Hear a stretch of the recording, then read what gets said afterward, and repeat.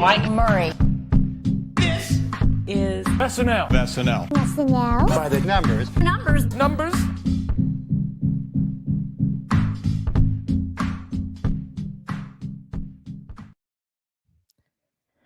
10 episodes in, Dakota and nostalgia. Wait, is that Chappelle?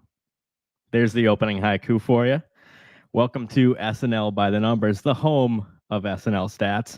I am your host, Mike Murray, and we are covering episode 958 of a little sketch show on NBC called Saturday Night Live. This week, it was hosted by Dakota Johnson with musical guest Justin Timberlake. Welcome back to the show, Victoria, for the 10th time on By The Numbers, Detroit's finest via Chicago. How you been? Welcome back. I'm great. That was so nice to be called Detroit's finest. Some would argue that might be the Lions, even though they didn't win, but still very honored. Go Jets Pizza in the meantime. No, but I'm very happy to be back. The band's back together. Yeah, happy to have you back. And honestly, so happy to have Detroit's finest. He's coming off a 66,000 liked tweet. Well, I mean, I'm getting him at hopefully not the peak, but the first peak of many maybe in his illustrious tweet career. It's the one and only Sammy Kay. Hello. Wow, what an entrance. Victoria, before you set up the Lions, I thought you're gonna throw it to me being the other Detroit's finest, but you set Mike up as well there. So happy to be here. Like Mike said, and we're on the rise with the Twitter stuff. I still refuse to call it X. People know we're still talking about what we're still talking about with Twitter, but I'm happy to be here and happy to dive into all this. I was doing my notes today, Sammy, and I threw on some Sammy Kay while I was doing it. I wanted to swing and sway with Sammy Kay, the old band leader of the 50s. So I was listening to Remember Pearl Harbor and all those old good tunes. I was going to say that every old Jewish grandmother of a friend of mine growing up would always call me Swinging Sammy Kay, and I never knew what it meant for the longest time. Well, I knew I knew they were referring to a famous old artist, but I just thought they were trying to chirp at me or something. Yeah, well, we have a young artist on the program tonight. I don't think the Swingin' Sammy Kay ever had a viral tweet, so you got that against him. Yeah, he I think he probably passed a couple decades prior to Twitter, but I don't know. Someone's gonna have to fact check me on that one, but we'll see if he was alive post 2005. Don't think so, but I'm not gonna look it up. All right, Victoria, could you do a little impromptu time travel music, because we're gonna go back in time for a quick sec. Sure. Are you ready? Yep. Na na na na na na na na. All right, we don't have the rights for that, but we're gonna go ahead. I made that up. Oh, that was original? Okay. Yeah. I thought it was Europe or something. All right. So it's January 31st. I always do a quick look back on this day in SNL history. And one of my favorite episodes was on this date. It was in season 40, so 2015. Typically before the NFL added an extra week, this was the Super Bowl episode of SNL. And J.K. Simmons hosted. 22 days later, he got his first Oscar for Whiplash, Best Supporting Actor. Great film. And we also saw the debut of one of the best. Who's ready for some more Totino's pizza rolls? Oh, man. Thanks, honey. You're the best. Anything for my hungry guys. So, Sammy, I know you're a big Vanessa fan. So how big is Totino's in the Vanessa Bayer catalog for you? Oh, it's huge. It kind of blows my mind that if it's 2015, it's almost 10 years since we've had that sketch in our lives. But I because there were so many, there are two other iterations of that. Sometimes I forget that J.K. Simmons kind of started all in that sketch, and he He's so great. And I saw we recently posted a stat of the season 40 hosts that hadn't come back to host. And J.K. Simmons, where you at, man? Did Lauren lose your number? Because I still feel like he could have a great sort of comeback episode, or come back to the show and host again. We'd love to see that. Yeah, I mean, Lauren's probably like, yeah, I want you to come back and host, JK. You're not coming back to host. And we also had a film from Mike O'Brien. So Mike O'Brien, I don't know if you guys are Mike O'Brien fans out there. He left the cast of season 39 and then kind of out of nowhere did like films in season 40. Did like the Grow a Guy film earlier in the season.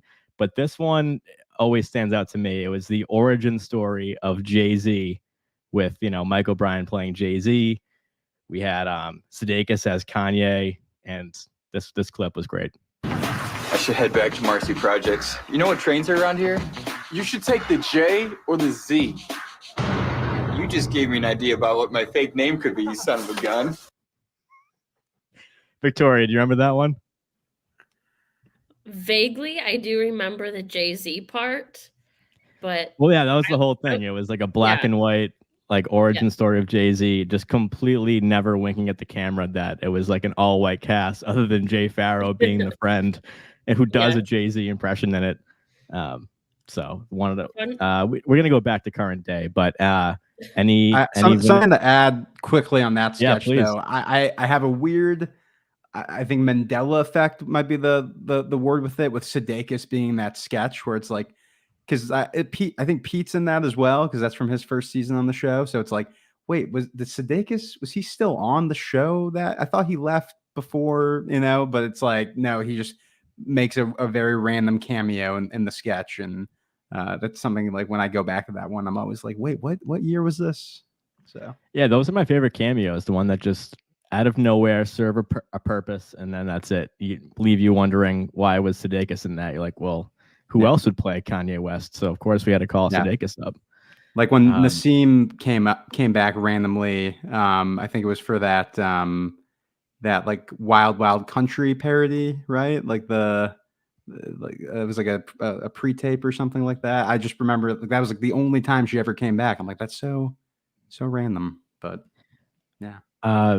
Victoria, are you a Nassim Pedrad fan? Yes. Do you watch Chad?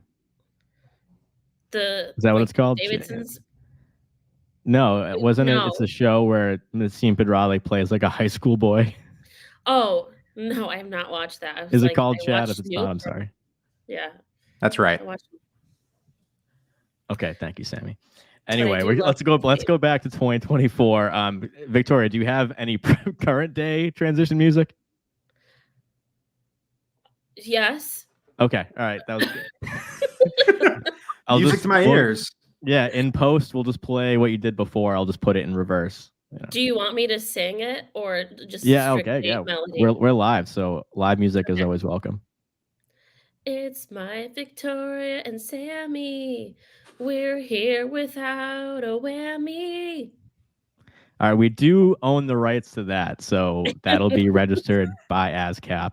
If you recreate it without the written permission and consent of this program, you will hear from John Schneider and our team of lawyers on retainer. So just want to let everyone know.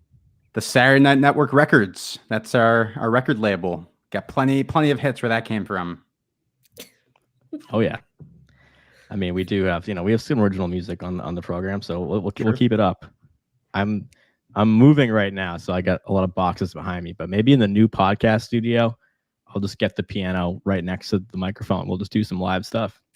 Yeah. Yeah, our little beat laboratory. Oh yeah. A little Paul Schaefer. The rights to that? So we did have a new episode this week. It was hosted by Dakota Johnson.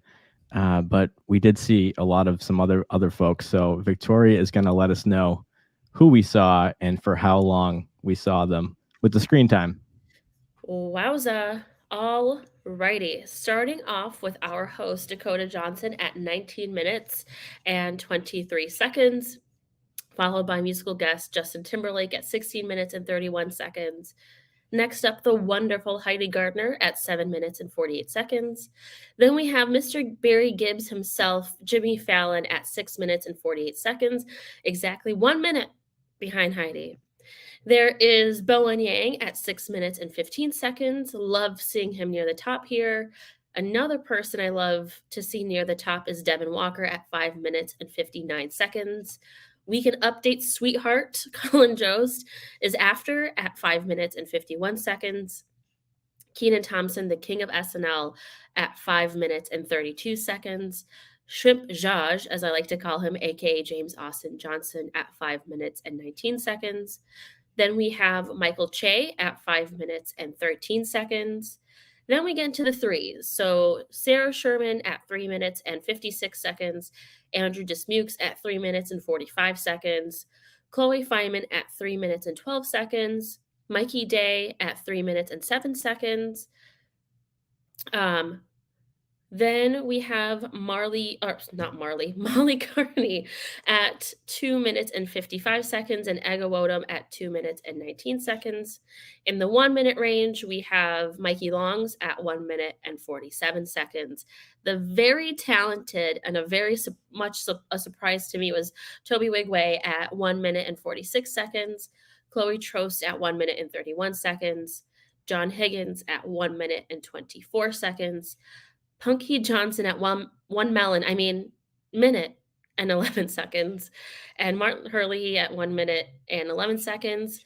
And then the last group of folks, but not least on this list, are Ben Marshall, the only non-Nepo destroyer, at 58 seconds, Marcelo Hernandez at 52 seconds, with special appearances by Shark Barbara Corcoran at 35 seconds, another Shark Mark Cuban at 20 seconds, Steve Higgins at 16 seconds, and randomly Dave Chappelle at 12 seconds. Did you guys notice Chappelle live? Were you watching live and just see him at the end? Yeah. Sammy? Yeah, I definitely noticed him. It's I think the only time other than like a musical performance, like Kanye did it in the Adam Driver premiere. He did like a third performance. Arcade Fire did a third one with Benedict Cumberbatch 2 seasons ago. But of time where like I have to do screen time for like a good night's kind of thing, because that would be crazy to do that every time with all the people in the background. But yeah, so we have like a new category on the screen for a good night's time. And I just did that for like Dakota's words. And then once the band started, I stopped the timer because I was like officially good nights. But anyway, Victoria, I had a question about that. So did you add like good night screen time on for everybody else, or just like gave just Chappelle? Because if I didn't do that for him, he wouldn't be anywhere else. And we had an internal meeting in the stat community about like, what do we do with this? Do I count it? We can look back and say, how many times has Chappelle appeared on SNL and count this? Because he did appear on SNL. I mean, right, just in a very awkward and weird way. When I say I want to be on SNL, that's what I mean. I just want to do what Dave Chappelle did. It's funny because just loiter. Last week on By the Numbers, I was telling that story about how randomly Guy Fieri is in the audience in one episode, but it's never acknowledged. He's just like taking in a show. He's just not part of it. So maybe, I don't know what Chappelle was doing there, but he just was like, I'm gonna hop up. I'm just gonna get on the stage. I've been here before. So anyway, Sammy, anyone you want to talk about here? Any performance that you particularly enjoyed? Ooh, I continue to really like what James Austin Johnson is bringing to the show. With 3 appearances, he's in the cold open. He has a pretty, memorable pre-tape with the home video sketch that he's, kind of anchoring. Like Dismukes is anchoring. He's also anchoring.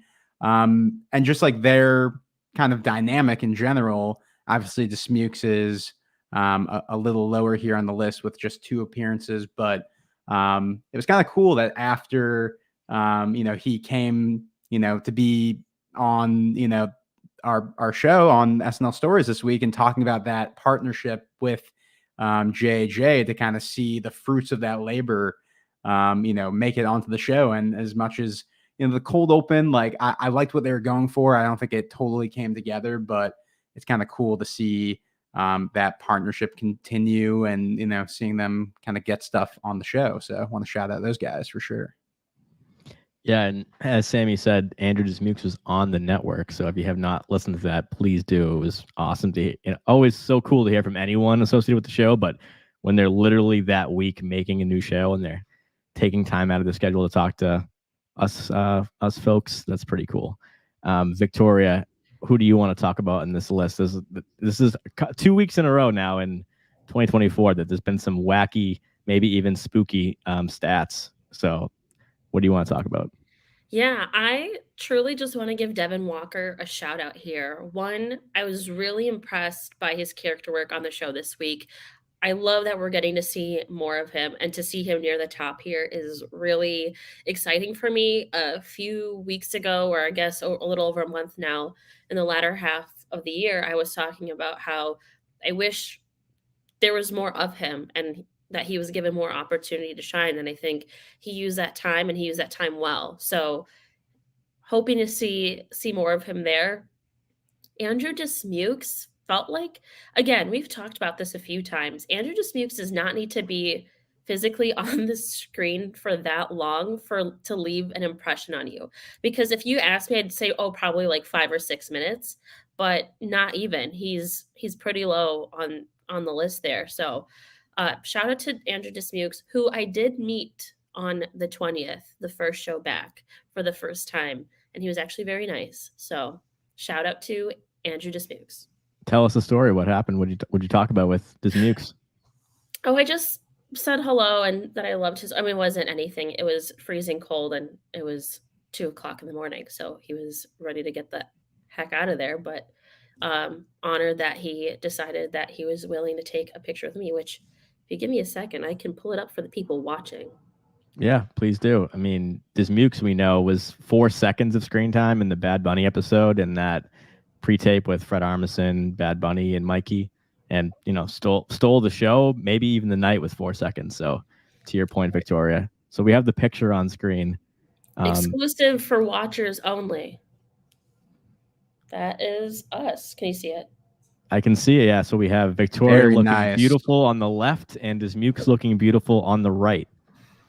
So I can confirm that those are the individuals in the picture. Mikey Long or Day. Jeez, Pete's. Mikey Long Day. That could be a new pair. I got one with my girl Heidi. She was very nice. I did chat with her a little bit on how I admire that, she was a hairstylist and someone recommended to her that she take a class at Groundlings, and she went for it, and now she's literally on SNL, which is really cool. Are you considering becoming a hairstylist now? At this point, I might have to, just to expedite my mission to the show. If the playbook works, data. It's proven. Ego. And now there's Victoria with Ego Odom. Yep. I like that, Mike. You're commenting for the audio listeners. That's a bit of a pet peeve for me when I'm listening to an audio podcast and there's stuff on the screen I can't see. Yeah, now there's an image of Marcelo on the left, Victoria on the right, again looking beautiful and smiling. Marcelo, I think, was smiling as well. So this is for the audio people. And I was said probably one more, and then I'll stop. Keep going. I'm just bragging. I'm just bragging at this point. This is the birthday boy himself, Michael Longfellow. My guy. Yes. And he remembered me from when we met in Chicago, because we did talk about this program and how he would like to be on it one day. So once the stars align, I'm sure it will happen. And I think Victoria off air was telling me that she tried to get a picture with Sarah Sherman. Is that correct? And Sarah did not have a warm response. This was her response. I did happen to record that interaction of me and her. I just took the high road. I let her beat the crap out of me, but I didn't hit back, so. That's nice of you. Yeah, so it sounds like Victoria had a good weekend in NYC. Happy to hear that. Great weekend. And cool, yeah, worth it. Just to wrap up the screen time, Devin Walker, big week, second most screen time of his career. So again, he was 5 minutes 59 this week.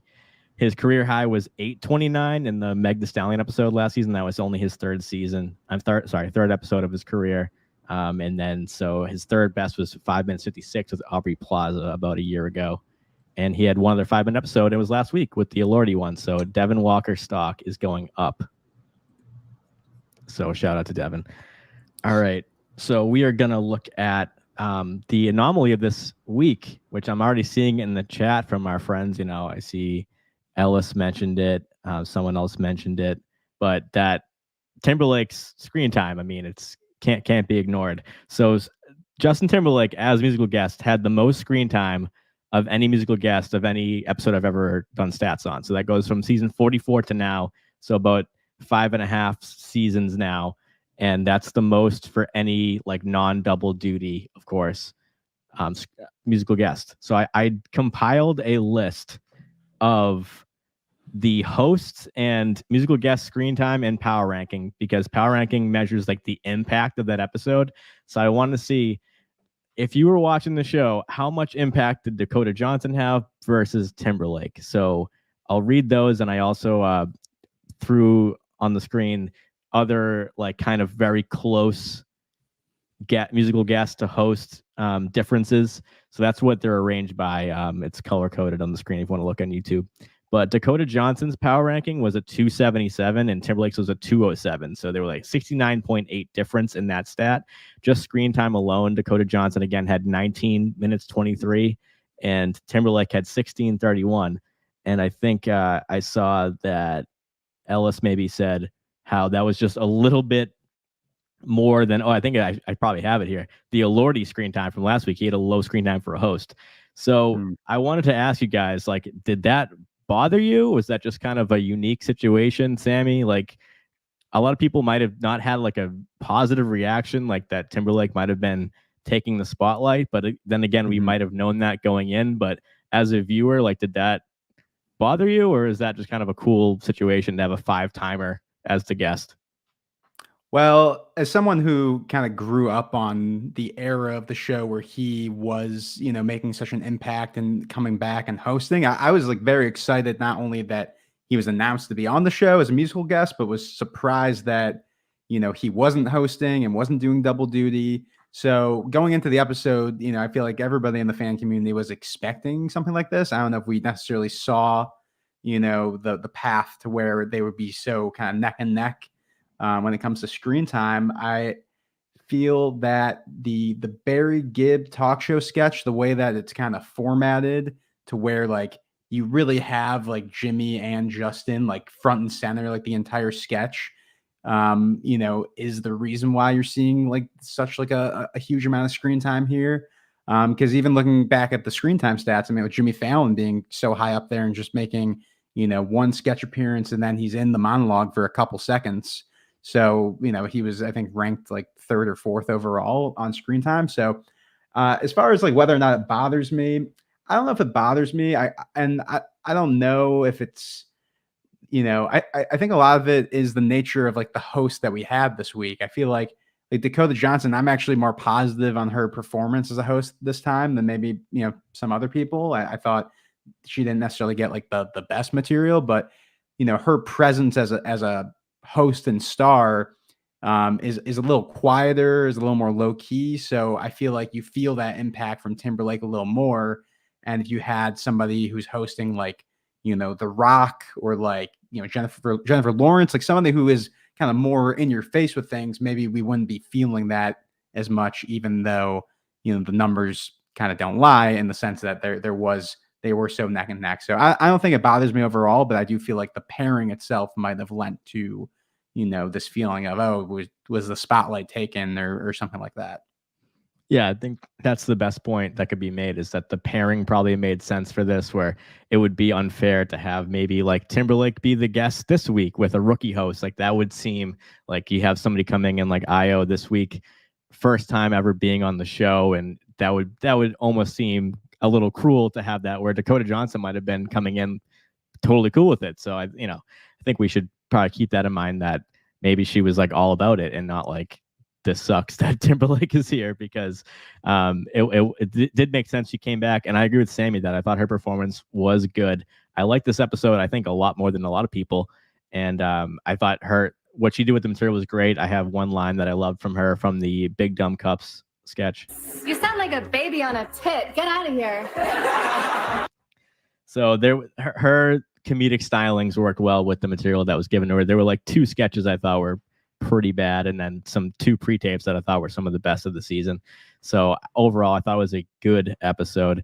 And before I go to Victoria, I'll just read you a couple of the host musical guest pairings that have also been very close as far as impact. So you can see the screen time and you can see the power rankings of each if you want to check it out visually. But that was Dakota and Timberlake being the tightest difference. And then Jonathan Majors and Taylor Swift, no surprise there. Jonathan Majors was like very backseat host, and then Taylor Swift did a 10-minute song. So even one appearance by Taylor, but it was in prime time and it was a long segment, of course, with All Too Well 10-minute version. Then Rachel Brosnahan and Greta Van Fleet. So Rachel Brosnahan actually had less screen time in her episode than Kenan Thompson. So that doesn't surprise me there. Then Elon Musk and Miley, I think, the stats definitely back up the eye test there, because people even thought maybe Miley could like be a surrogate host if needed. Was in the Mother's Day opening with her mom, and she was in the Chad and Mars pre-tape with Pete. Then Chris Rock and Meg Thee Stallion. If you remember, Meg Thee Stallion was in 2 sketches. One of them was the Bottom of Your Face pre-tape, Chris Red, Pete, and Keenan rap. That was in the NBA like draft sketch later. So she had a couple appearances outside music. And then Simu Liu, who is the lowest screen time host I've ever recorded, other than like an SNL at home.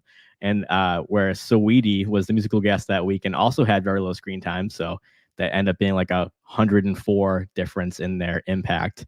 And then Adam Driver and Kanye West. So I look back at that Adam Driver episode, and he had very low screen time for, you think about Adam Driver being so great as a host, but his screen time that week was 13 minutes, 13 seconds.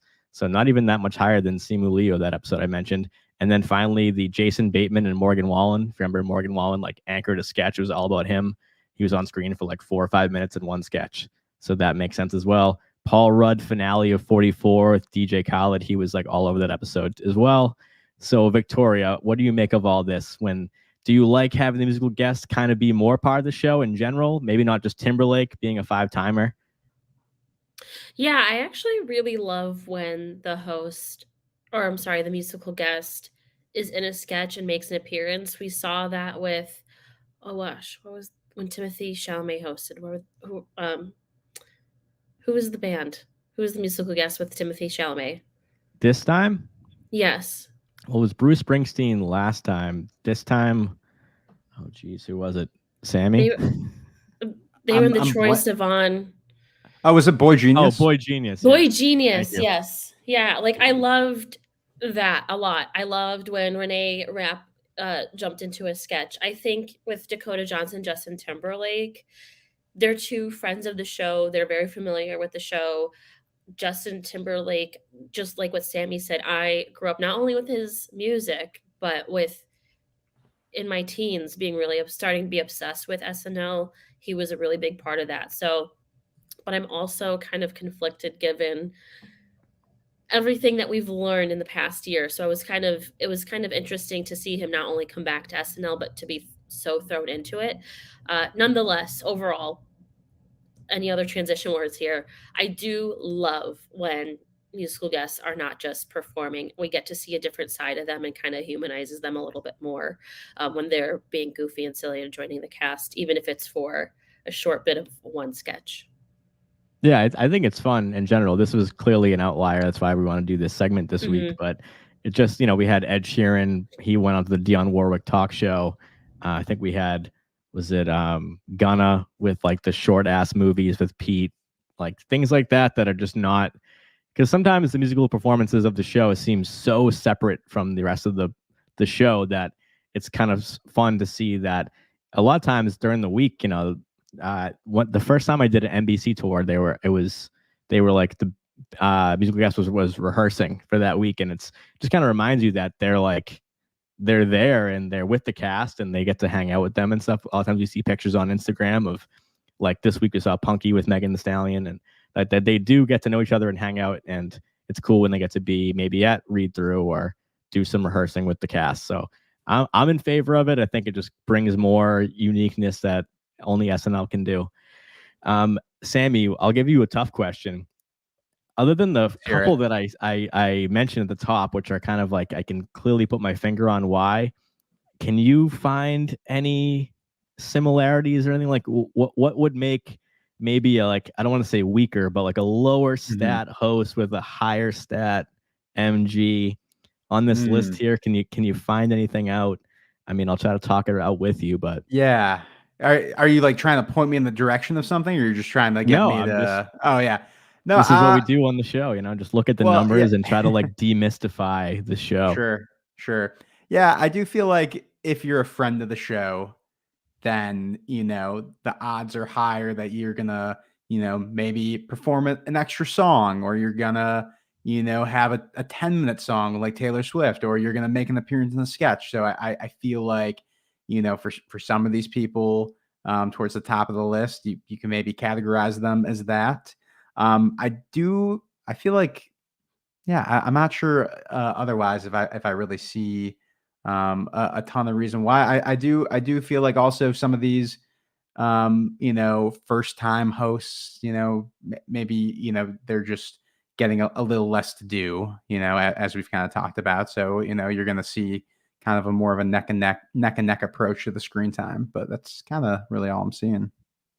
Yeah, and Victoria, last week when you were out, from the show, we did a segment about Elordi and how he had low screen time, and we kind of had a similar conversation about why a host would have low screen time, and a lot of that was, first timers or just kind of an eclectic group of people that you wouldn't really associate like to be a no-brainer SNL host. So, any you want to point out on this list that maybe you were surprised were low, or hosts that you enjoyed? Surprised low actually is probably, well, there's some that are obvious now that I'm thinking about it, but like a Jason Momoa being low is very surprising to me. He's very larger than life, no pun intended. But he's a big personality, and he's always seemingly down to play. With Jacob Elordi too, though, I just was like, I understand why they chose him. He's of the moment. He's a hottie biscotti. He's doing it all right now. It just was, if it wasn't for that, it would be weird. I just don't think, he doesn't seem very comedic to me. Sorry to say. And a lot of the sketches were about him being hot, which, like, sure, I don't know, but that one made a lot of sense.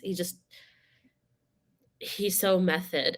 I don't think he has a week is enough. He was really he was just playing an unfunny SNL host. That's all he was doing, people. And you need to realize, you need to give him some latitude here, because he was doing his job.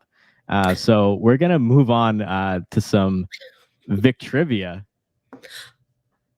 Wow. It's back in 2024. Did y'all I'm ready.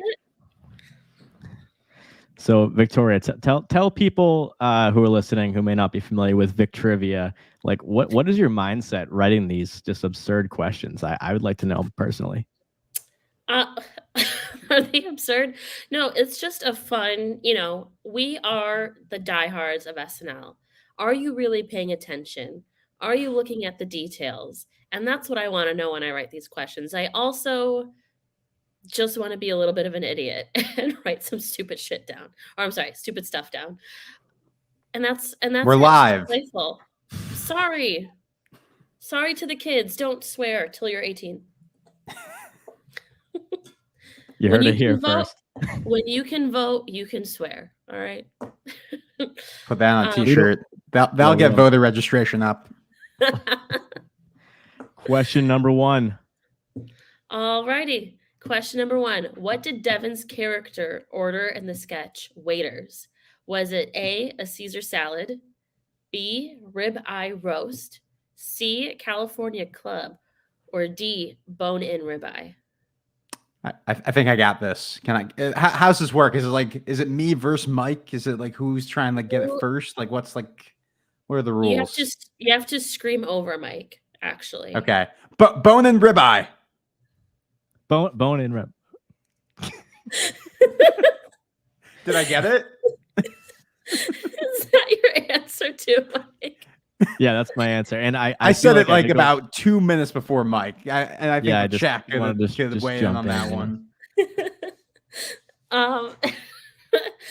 If you can talk like that for the rest of the show.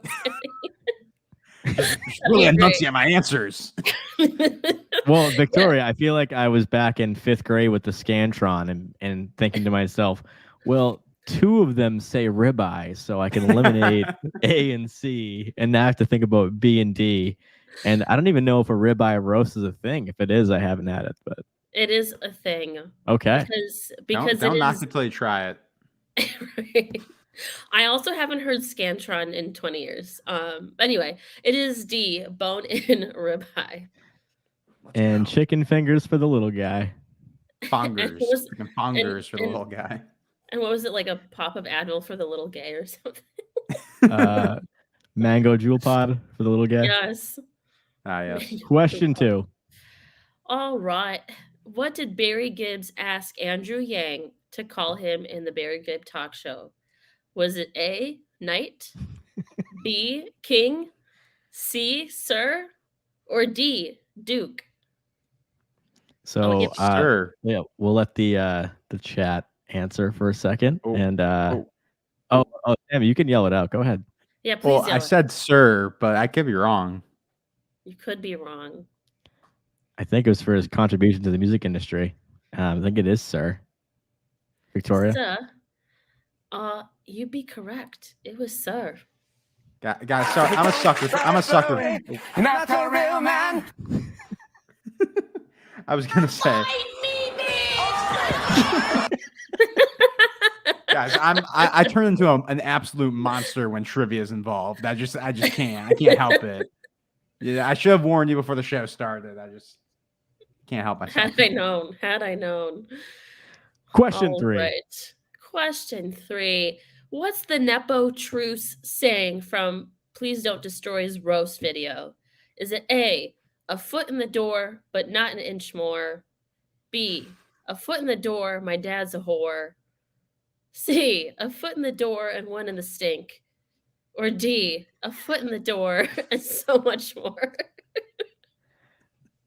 These are all great options. I mean, I'm thinking about Don Johnson, thinking about Tim Hurley and Steve Higgins, and I'm just thinking about the dads now more. Right, and you're thinking about the stink.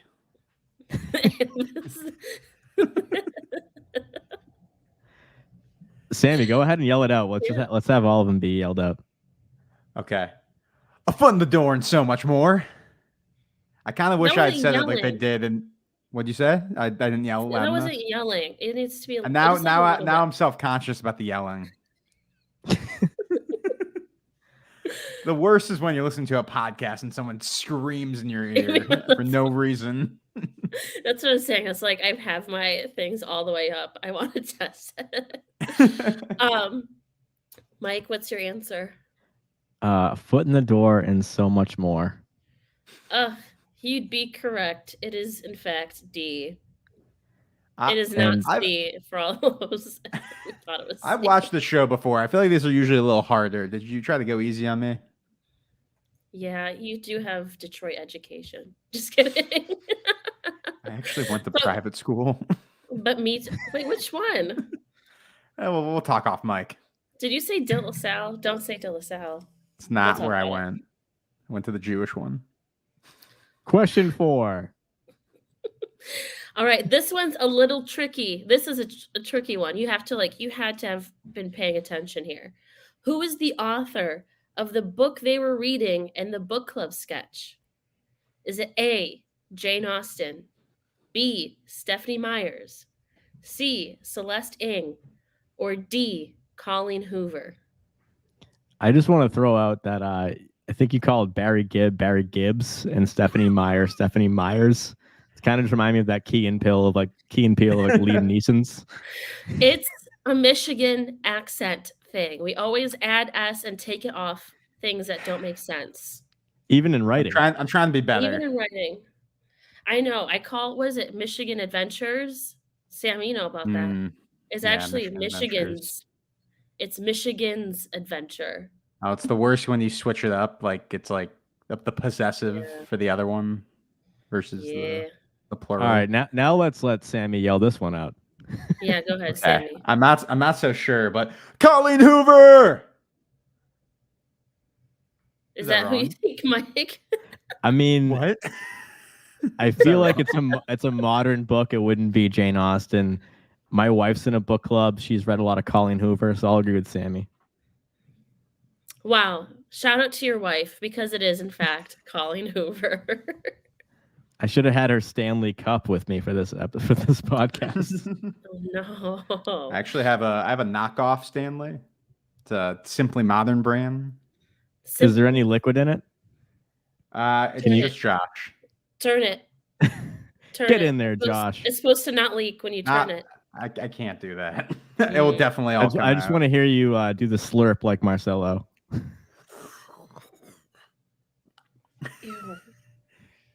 You're gonna have to like cut out like my entire. Get out of here. You're gonna have to cut out my entire audio for the episode. We got one more, Victoria? One more. All right. I had another one that was actually like the answers were so stupid, and I didn't know. See, you can't tease that and not do it though. You can't tell the people. I just know that the governor of Saturday Night Network, John Schneider, would be very. I don't know how happy he'd be if I use that one, but maybe that's one we do another day. All right. All right. Last but not least, where did Amber, who's Dakota Johnson's character, and Ray, Mikey Day's character, meet in home videos? Was it a backyard birthday party, a Vegas wrestling event, a 4th of July barbecue, or a backyard wrestling event? Oh, so now you really threw us for a loop with doing the two backyard and two wrestling. Yeah. So, Sammy? Well, you know, the thing is that I'm seeing a bit of a trend. We're talking about stats and numbers. I'm seeing a bit of a trend where you have the last answer be the correct answer. So I think all of them except for the Barry Gibbs sir, the answer was the last one. So I'm gonna go with backyard wrestling event. They say statistically, go ahead. What's your answer, Mike? I'm also going to go with D, and it's funny to what Sammy said, because in the chat, I just see all our listeners just writing the letter D over and over. So he's on to something. No, someone wrote C. Yep, someone wrote C. No, that might have been the. Well, that was for the sir. That was a C. Maybe the Colleen Hoover one. I don't know. It was the Colleen. They thought it was Celeste Ng. Anyway. So it's always C or D. It's never A. I feel like that's like test too. It's never A. I would be a horrible teacher. Like they wouldn't actually learn anything. Right. But that's it for trivia. If you got all of these right, you can register to vote this year. And if you got none or some right, you can also register to vote. And then you can lame swear. prize. And then what? So then you can swear apparently. So that's great. It's actually a great prize. You win Victrivia. You're now enfranchised in the US and you can say bad words.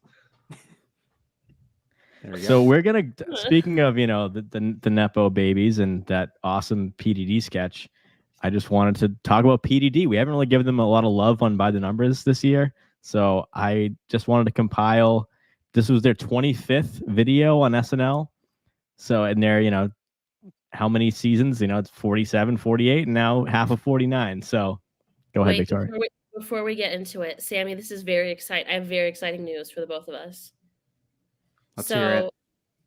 When I met the rest of the cast members on the 20th, Martin did step outside for a cigarette break. And I did go up to him. I was like, "You don't remember me, do you?" And he's like, "What?" I go, "Royal Oak." He's like, "Huh?" I go, "That's what I thought. You don't remember me." And he goes, "Oh, wait. Yeah, I met you and your friends in the backyard. Not backyard, in the parking lot." At the backyard wrestling event. You were Backyard there. wrestling party. No, but he goes, "Oh, yeah, you guys were in the parking lot. So, Sammy, he does remember you and me." Wow. I How was does it there. feel? How does it feel? Answer. It Answer. feels it feels Microphone. really good. It feels really Okay. good to know that. Yeah. He did. That is all. That's it. You can continue with your show. Oh, thanks. It's fun to think about how people are gonna like listen to this after, you know. It's like Yeah, this I'd be is like, like the energy was weird. It was kind of like when Timberlake showed up in the monologue. Please stay subscribed. Don't unsubscribe because of me. Victoria we love is it. back on By the Numbers. Anyway, so yeah, so 25 PDDs have made air now. So I'm sure we all have our Wow. favorites. I asked Sammy and Victoria to give me their top fives. I'm interested to see how difficult that was to narrow it down. We all remember maybe some not so great ones, but they've been originally in the season. They were episode 1, 2, 3, 4, 5, 6, and then they missed 7, 8, 9. They came back stronger than ever, I thought, with the roast with Dakota Johnson. And when she delivered this great line we've all been waiting to hear. No, I mean, I've always wanted to meet the lonelier island. So we've been making that comparison. I mean, how can you not? Just 3 white dudes just making videos on SNL. It's a natural comparison. Anyway, Victoria, you want to lead us off? You want to tell us your 5 favorite PDDs? I'll give some stats, and then Sammy can give us his 5 favorites. My 5 favorite. This is hard. I will say roast has to be in there. It has to be. It was just so good. I love the, just taking a jab at what everyone's, just them being Nepo babies was really fun. And I just love the back and forth and that. Ramen order is probably another one that I really love. Hard seltzer. Let's see. So that was roast, ramen order, hard seltzer. Hard seltzer. We're going OG. From the Kim K. Yep. Road Trip was really good to me. I mean, I love all, just to be fair, I love all of them.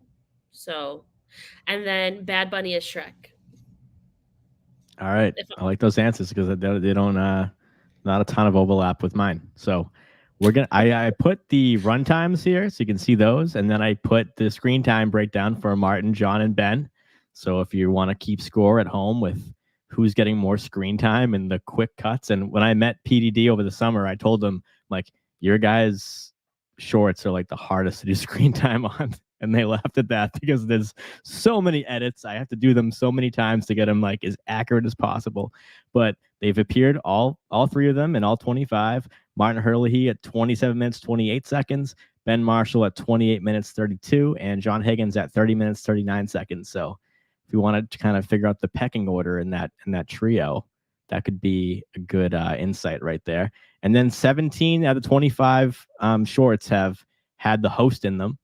So what's that, like 68%? And then the cast have been at least one cast member has been in 18 of them. So that's like 70-ish%. And that means that only out of the 25 they've done, only 8 of them have been like no host, which I think is always interesting when that happens because that means they can kind of save it for whenever. It's not really host specific.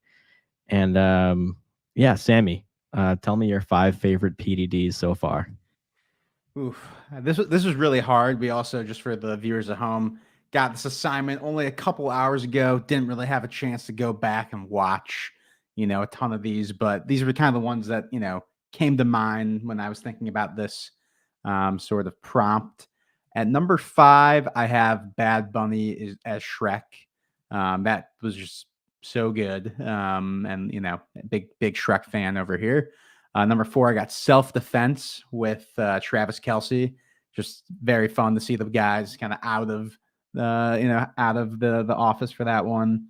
Number 3, I have Jumper. Obviously caused a little controversy, but the Timothy Chalamet one from a couple episodes ago, I thought was really great.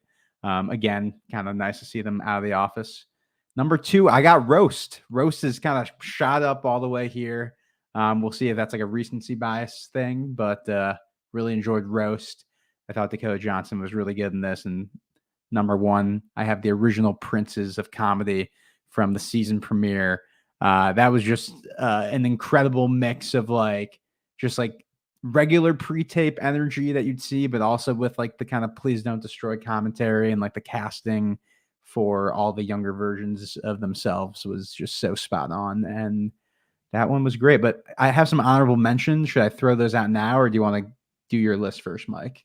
I have 2 honorable mentions as well, so I'll do my 5, and then anyone we want to talk about, let's throw them out there. So looks like we all had some overlap with the Roast one from this week. Just prime PDD, just great joke writing, great pacing. Everything that makes PDD great was shown in that one. So I had Roast. I had good variant from the John Mulaney 5-timers, which was I loved how it just bled right into the 5-timers lounge. That one also had Al Roker and Paul Rudd in it. So I did the host and cast screen time breakdown, but we had some cameos as well. That there was not that many of them. We also had Paul Dano in the We Got Her a Cat one from the Zoe Kravitz. So there's been a couple cameos as well. So I had Roast, good variant. I also, like Sammy, had original Princes of Comedy. That might be number 1. I didn't rank them in order, but that could be number 1. And I had the Stakeout with Woody Harrelson, which is the highlight of that episode for me. And just so good how straight they played that. Woody was awesome in it. And of course, the secret relationship between Martin and Ben. And, Uncle Keenan coming over. And then I think if original Princes of Comedy is not number 1, then this one definitely is.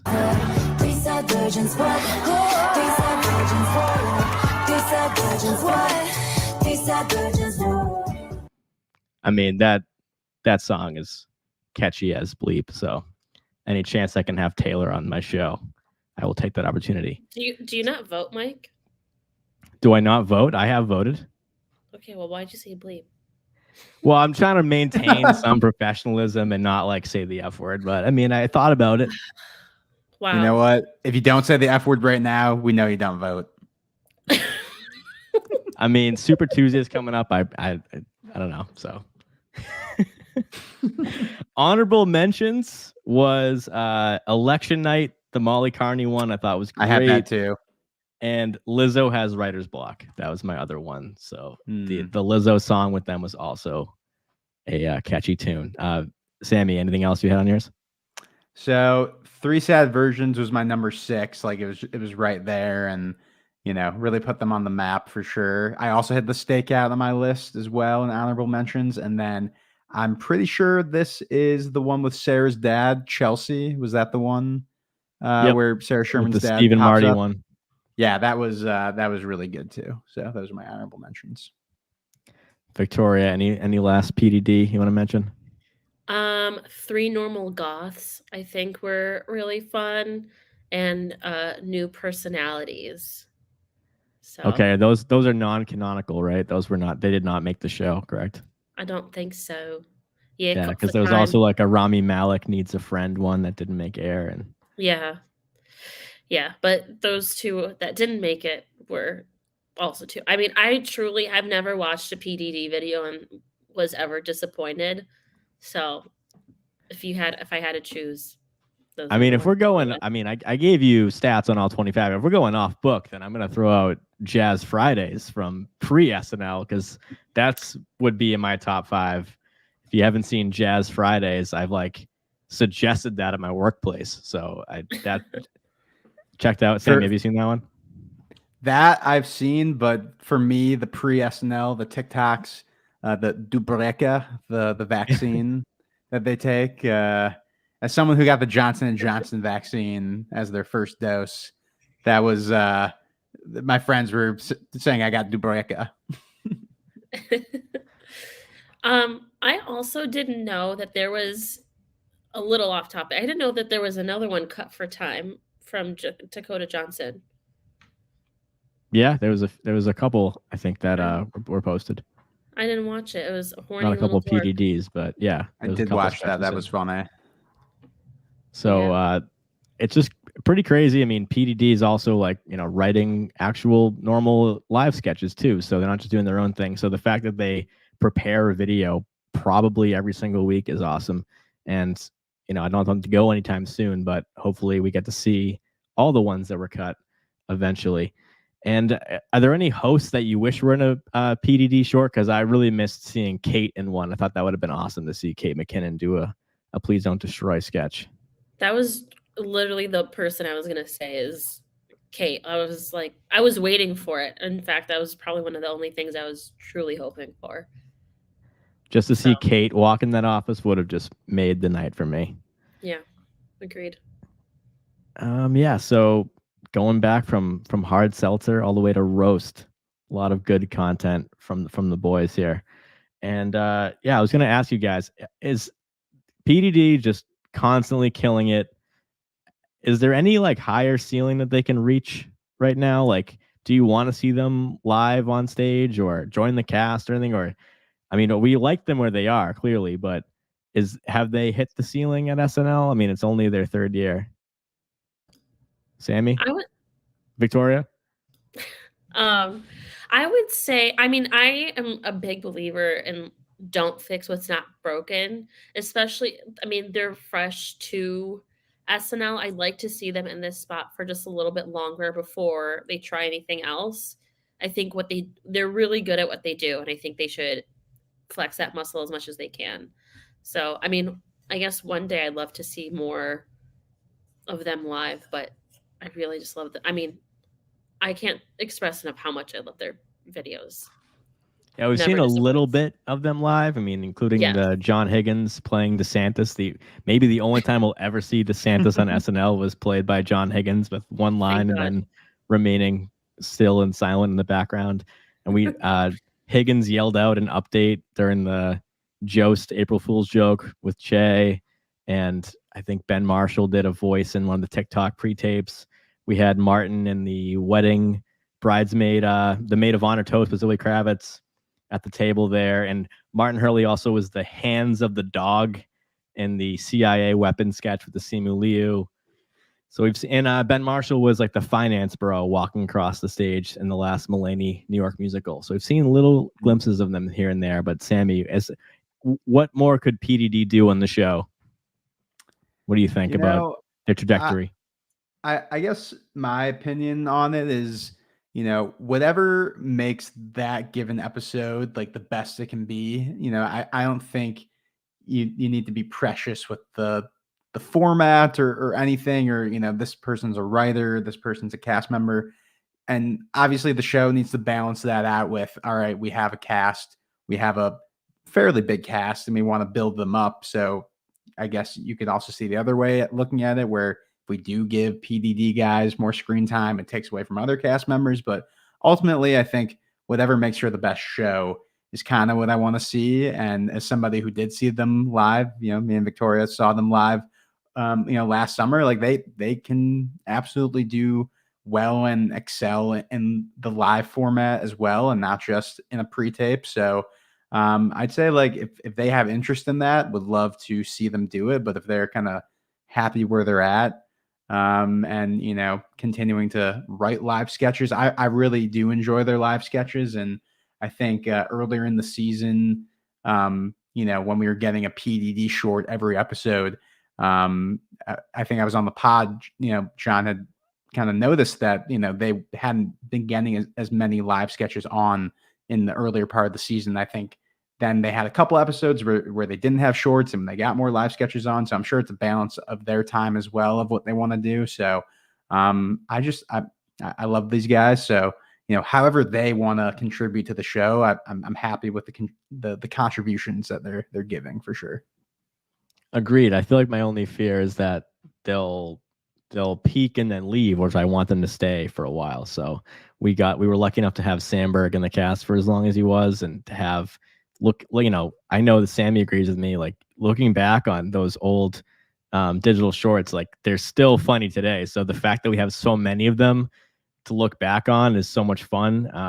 Actually, on this day in SNL history, Steve Martin hosted for the 15th time. We had the 4th edition of Laser Cats. So you can just go back and watch Laser Cats right now. It's available. So I want that for PDD as well, and not have them, because they made a movie. I'm happy for them that they are spreading their wings, but I don't want them to all of a sudden like catch lightning in a bottle, leave the show, and then fizzle out. I want them to maintain success on the show as huge fans of theirs. So we are gonna go ahead. Jazzed to see their 42% on Rotten Tomatoes, because that means another couple years on SNL. For their movie. Yeah, were you a fan of the movie? Were you part of? Oh no, I like the movie. I was just saying, in the roast PDD, how she pointed out, Sammy was in the 58%. He was not in the 42%. I was in the audience score. I was in the audience score trenches on Rotten Tomatoes, just spamming 100% fresh ratings on the movie. So doing the Lord's work. The movie was solid. All right, we're gonna look at the power ranking. So we're at 10 episodes now. We've seen some movement, and this is what's happening right now. The power structure in this friend group is going to shift. The power structure in this cast has been shifting. So we recently, Victoria, this whole season, we've seen Mikey Day just dominating, and Bowen Yang has snatched the top spot. So could you read out to the listeners what the current state of the cast is in the power ranking? Of course I can read. Anyway, all right. Bowen Yang at the very top at 99.6. Then there's Mikey Day at 95.8. Leading lady, Heidi Gardner at 93.2. Then there's Colin Jost at 81.2. Kenan Thompson, which if you asked me a few weeks ago, and I was asked a few weeks ago, I said he would be falling way down. So great that he's still at number 5, though, at 72.1. Yeah, Kenan had a bounce back week, 91.8 in the Dakota episode. That's his best episode since Chalamet. Yep. James Austin Johnson at 69.5. Nice score for him. I'm 5 years old. There's Echo Odom at 65.9. Chloe Fineman at 65.7. Michael Che at 62.3, Marcelo Hernandez at 51.8, as well as Sarah Sherman, who's also at 51.8, Andrew Dismukes at 50.1, Devin Walker, I think he's gone up just a little bit here at 43.7, Chloe Trost at 38.1, my girl forever, Punky Johnson at 37.2, Michael Longfellow at 31.8, and Molly Carney, last but never least, at 30.1. Yeah, Devin Walker, he had an 82.7 last week in the Elordi episode, 77.8 this week. So Devin Walker, again, talk about in the screen time, but his star on the rise. And then, Marcelo and Sarah with a margin thinner than a Kenan Thompson sideburn with 51.8 apiece. So it sounds like the third decimal separating them. So Sarah Sherman is one episode a little bit better than Marcelo. She'll be in the top 10 next week. So the fact that's been the storyline all year, seeing Marcelo being a featured player and in the top 10, beating out the Sarahs, Dismukes, and Punky, as well as Marcelo's fellow season 48 rookies. So Sammy, I think you were last on like almost exactly a year ago. And so now you're seeing a whole season's worth, from last year. We had Kenan dominating again, and now coming in episode 10 of 49. I'd love to hear your thoughts. Well, as somebody who has Kenan on their fantasy draft, on their fantasy team, it's been a little rough out here, seeing what's happening, but it's, not, I think it's probably overall good for the show to have Kenan take a bit of a step back, but he, as he obviously did have a better episode this week than last week's. Punky's number, I know it's kind of been a constant theme with Punky, but I really do feel like this number doesn't represent the highs that I've really gotten from her this season. Like, I really feel like when she, makes an impact in an episode, it can be like the most memorable line in a given sketch or, an appearance, in a sketch. So And I can, she's got episodes where she's in the 60s and then episodes where she's, in single digits. So I can see why her number is so low. And I'm just, going back to my James Austin Johnson point, excited to kind of see him really take that, sort of glue guy role in a way, or he's kind of, building up to that. I think with kind of the numbers we're seeing, he's not being pigeonholed into the impression stuff as much. We're really kind of getting him, or kind of able to see him kind of take that sort of Sudeikis-esque approach to this cast. So that's definitely exciting to see. And then Bowen, at the top there. I mean, he's definitely having a solid season. I mean, even in this episode, I think with just 2 appearances, he really made an impact with updates. And it's hard to make an impact in the Barry Gibbs sketch, but he was there and on screen, so he got some numbers up there as well. I think that's Bowen Yang's most prolific character on SNL. Is he's now played Andrew Yang 5 times, which I thought was really funny because it's never really for like a comedic beat. It's always kind of a straight role, and he's now done it 5 times, including a couple debate sketches a few years ago. But yeah, Bowen has now it's Adam Driver at like a 77, but he's been up around 100 every episode. So if you listen to the show and you're at the very end of it, you probably know about the power ranking, but it's taking into consideration every aspect of the show, and Bowen is excelling at every aspect of the show. So he's kind of everywhere. He had a great start with Pete, and then he had kind of 3 mid Bowen episodes with Bad Bunny, Bargatze, and Chalamet. And ever since then, so episode 5 through 10 has been killing it, which is why he was able to catch Mikey, and now he's 4 points ahead of Mikey overall. So if anyone asks you who the star of SNL is post Pete, Kate, 80, Cecily, it's Bowen Yang. It's very easy to tell from the numbers and from the eye test watching, because he's starring in so much lead roles. And then I kind of went on a little rant last week, and I want to kind of repeat that rant in an abbreviated format by saying that, like, Heidi Gardner waiting in the wings so patiently, showing her talents, and then like she is doing unbelievable right now. So just shout out to Heidi. I feel like no matter what segments we do, we can't talk about Heidi enough, because she is like the star leading lady of the cast, and want to give her flowers. So again, that top 3, Bowen at a 99.6, Mikey 95.8, Heidi 93.2. Then it's a 12-point drop off to the rest of the cast. So those are your 3 heavy hitters. So if you're looking at this like a batting lineup, you're getting the 3 best hitters at the top for sure, with Bowen, Mikey, and Heidi. So we have one more episode in this run with Io Adebari.